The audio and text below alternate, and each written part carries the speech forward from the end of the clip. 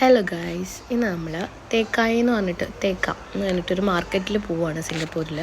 ഒന്നുമില്ല, ഇന്ന് തൃക്കാർത്തികയല്ലേ. അപ്പം വൈകിട്ട് ആൻറ്റിയുടെ വീട്ടിലും അങ്കിളുടെ വീട്ടിലും വിളക്ക് വെക്കും.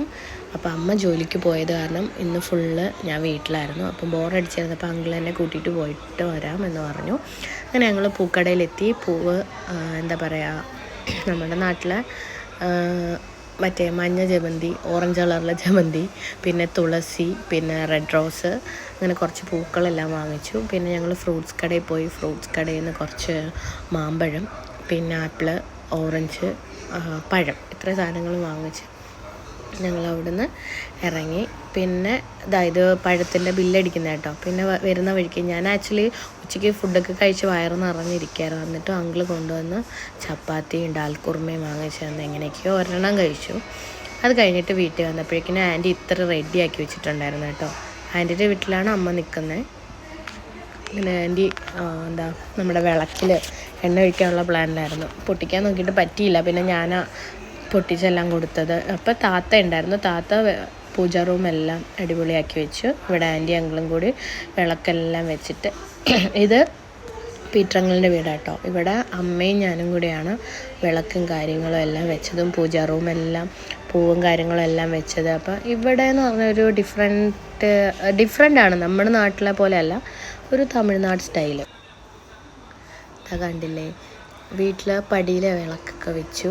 ഇവിടെ 2 വലിയ ഗണപതിയുടെ വിളക്കുണ്ട് കേട്ടോ. കുത്തുവിളക്കെന്നൊക്കെയാണ് പറയുക.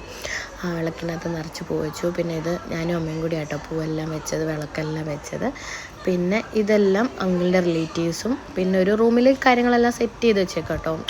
അപ്പം വിളക്ക് ദൈവത്തിന് എങ്ങനെയൊക്കെയാണ് വെക്കുന്നത് അതേപോലെ അപ്പുറത്തോട്ട്. അമ്മയുടെ ഫോട്ടോയ്ക്ക് പോസ് ചെയ്യാൻ പറഞ്ഞിട്ട് അമ്മ നിന്നില്ല. അപ്പം ഞാൻ അമ്മേനെ വാതിൽ വെച്ചൊന്ന് ഞെരുക്കി. അതായിട്ടോ കണ്ടത്. പിന്നെ അമ്മ നാരങ്ങ 2ആയിട്ട് മുറിച്ച് അതിൽ മറ്റേ കുങ്കുമമൊക്കെ തേച്ചിട്ട് വാതിലൊക്കെ കൊണ്ടുവച്ചു.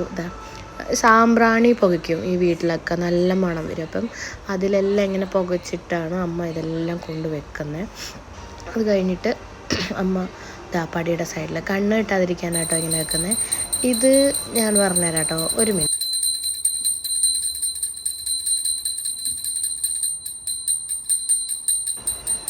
ഈ സൗണ്ട് കേട്ടില്ലേ?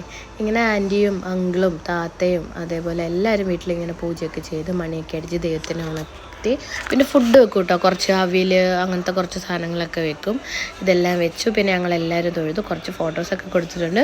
വീഡിയോ ഇഷ്ടമെങ്കിൽ ലൈക്ക് ചെയ്യുക, അതേപോലെ സബ്സ്ക്രൈബ് ചെയ്യുക, അതേപോലെ ഷെയർ ചെയ്യണം കേട്ടോ. മാക്സിമം എല്ലാവരും കാണട്ടെ. പുതിയ വീഡിയോസും ഷോർട്സ് വീഡിയോസും ഒക്കെ ആയിട്ട് ഞാൻ ഇനിയും വരുന്നതായിരിക്കും. Take care, by.